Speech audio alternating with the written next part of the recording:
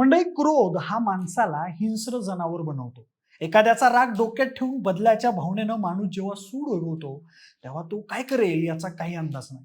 या अगोदर अशा अनेक घटना घडल्या आहेत ज्यात आरोपींनी राग डोक्यात ठेवून अतिशय शांत डोक्यानं नियोजन करून बदल्याची आग विझवली आहे. त्यातल्या त्यात एखाद्यावर कुणी आरोप करून त्याला जेलमध्ये जायला भाग पाडलं तर तो आरोपी जेलमध्ये बसून सूड बदला कसा घेता येईल याचंच नियोजन करतो. तेलंगणा राज्यात अशीच एक घटना घडली आहे. एका व्यक्तीवर अल्पवयीन मुलीवर अत्याचार केल्याचे आरोप झाले, त्यामुळे त्याच्यावर पोक्सो अंतर्गत गुन्हा दाखल झाला आणि परिणामी त्याला जेलमध्ये जावं लागलं. पण जेलमध्ये असताना या व्यक्तीनं त्या मुलीवरचा आणि तिच्या परिवारावरचा राग मनात ठेवून सोडाची भावना जिवंत ठेवली आणि नंतर जामिनावर बाहेर आल्यावर याच सोडाच्या भावनेतून तब्बल 6 निष्पाप लोकांचा जीव घेतला. आणि त्यात धक्कादायक गोष्ट म्हणजे त्याने स्वतःच्या पत्नीची हत्या केली, पण सोबतच स्वतःच्या 2 चिमुकल्या मुलांचाही जीव घेतला. तेलंगणातील रंगारेड्डी जिल्ह्यात घडलेल्या या थरारक हत्याकांडानं संपूर्ण देश हादरला आहे. पण नेमकं एका व्यक्तीने एवढं टोकाचं पाऊल का उचललं? त्याच्यावर दाखल झालेला पोक्सोचा गुन्हा खरंच होता की खोटा? या हत्याकांडामागे काय कारण होतं? आणि सगळ्यात महत्वाची गोष्ट म्हणजे ही घटना टाळता आली असती का? या सगळ्याच प्रश्नांची उत्तरं जाणून घेणार आहोत आजच्या या व्हिडिओमधून. नमस्कार, मी प्रथमेश आणि तुम्ही पाहताय विशेष भारी. मंडळी, तेलंगणातील रंगारेड्डी जिल्ह्यात राहणारा 28 वर्षांचा राजकुमार काही महिन्यांपूर्वी त्याच्यावर एका 17 वर्षाच्या अल्पवयीन मुलीने अत्याचाराचा आरोप केला होता. या प्रकरणात त्याच्या विरोधात पोक्सो अंतर्गत गुन्हा दाखल करण्यात आला. पोलिसांनी त्याला अटक केली, मात्र काही दिवसातच त्याला जामीन मिळाला. बाहेर आल्यानंतर तो शांत होता, पण पोलिसांच्या म्हणण्यानुसार तो आतून सोडायची योजना आखत होता. घटनेच्या दिवशी सकाळी त्यानं आधी त्या 17 वर्षाच्या मुलीला जवळच्या शेतात नेलं. तपासानुसार तिच्यावर पुन्हा अत्याचार केल्यानंतर तिची निर्घृण हत्या केली. इतक्यावर तो थांबला नाही. त्यानंतर तो थेट त्या मुलीच्या घरी गेला आणि तिची आई तसेच आजी यांच्यावर धारदार शस्त्राने हल्ला करून त्यांनाही ठार मारलं. काही मिनिटातच एका कुटुंबातील 3 पिढ्या संपल्या होत्या. पण या घटनेनंतर जे घडलं ते आणखी धक्कादायक होतं. राजकुमार स्वतःच्या घरी पोहोचला. तिथे त्याची पत्नी होती आणि त्याचे 2 लहान मुलं होती. अवघा 3 वर्षांचा एक आणि दुसरा फक्त 2 वर्षांचा. या दोघा निरागस मुलांनी कोणाचं काय बिघडवलं होतं, पण संताप, सूड आणि विकृत मानसिकतेच्या भरात त्यानं स्वतःच्या पत्नीची आणि 2ही मुलांचीही हत्या केली.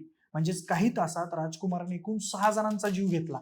त्यातले 3 जण अल्पवयीन होते. हत्याकांड घडल्यानंतर राजकुमार घटनास्थळावरून फरार झाला. मात्र पळून जाण्यापूर्वी त्यानं आपल्या आई वडिलांना फोन केल्याची माहिती समोर आली आहे. त्या फोनमध्ये त्यानं 6 जणांना ठार मारल्याची कबुली दिली आणि आता आपणही आत्महत्या करत असल्याचं सांगितलं. त्यानंतर त्याचा फोन बंद झाला आणि तो बेपत्ता झाला. पोलिसांनी त्याचा शोध घेण्यासाठी मोठी शोध मोहीम उभी केली आणि अनेक पथकं त्याच्या मागावर सध्या आहे. या प्रकरणामुळे कायदा आणि सुव्यवस्थेवर आता अनेक गंभीर प्रश्न उपस्थित होत आहेत. सगळ्यात मोठा प्रश्न म्हणजे पोक्सो सारख्या गंभीर गुन्ह्यात आरोपीला एवढ्या लवकर जामीन कसा मिळाला?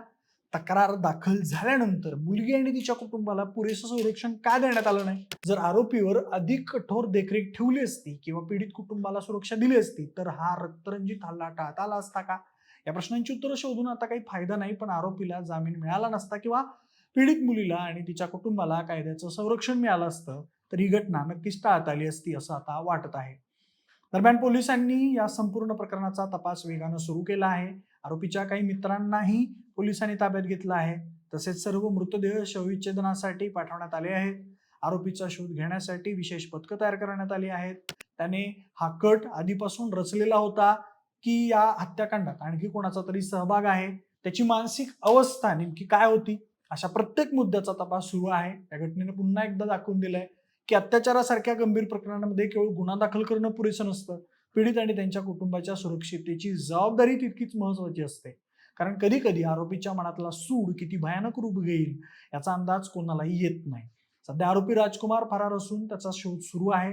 पोलिसांकडून पुढील तपास सुरू असून या प्रकरणात आणखी धक्कादायक माहिती समोर येण्याची शक्यता नाकारता येत नाही. या घटनेबाबत अधिकृत तपास पूर्ण होईपर्यंत नेमकं कारण आणि सर्व परिस्थिती स्पष्ट होणं बाकी आहे. मात्र एका व्यक्तीच्या करौर्यामुळे 6 निष्पाप जीव गमवावे लागले. ही वस्तुस्थिती संपूर्ण देशाला हादरवून सोडणारी आहे. अगोदर आरोपीवर पोक्सो कायद्यांतर्गत गुन्हा दाखल करण्यात आला होता. तो खरा होता की काही पूर्व वैमनस्यातून खोटा गुन्हा दाखल केला होता? या दृष्टीने आता तपास केला जात आहे. कारण आरोपी राजकुमार हा जेलमध्ये असताना आणि बाहेर आल्यावरही त्याने असं काही केलं नव्हतंच असं अनेकांना तो सांगत होता. त्यामुळे या प्रकरणात पोक्सो कायद्याचा वापर करून आरोपीला पूर्वीच्या काही कारणानं विनाकारण जेलमध्ये पाठवलं होतं असाही प्रश्न निर्माण होत आहे. आरोपीला पकडण्यात पोलिसांना यश आलं तर पुढील तपासात या सर्व प्रश्नांची उत्तरं मिळण्याची शक्यता आहे. तोपर्यंत तुम्हाला या घटनेबद्दल काय वाटते ते आम्हाला कमेंट करून नक्की सांगा. सोबतच आपल्या विशेष जुबारीच्या युट्यूब चॅनलला सबस्क्राईब करायला अजिबात विसरू नका. धन्यवाद.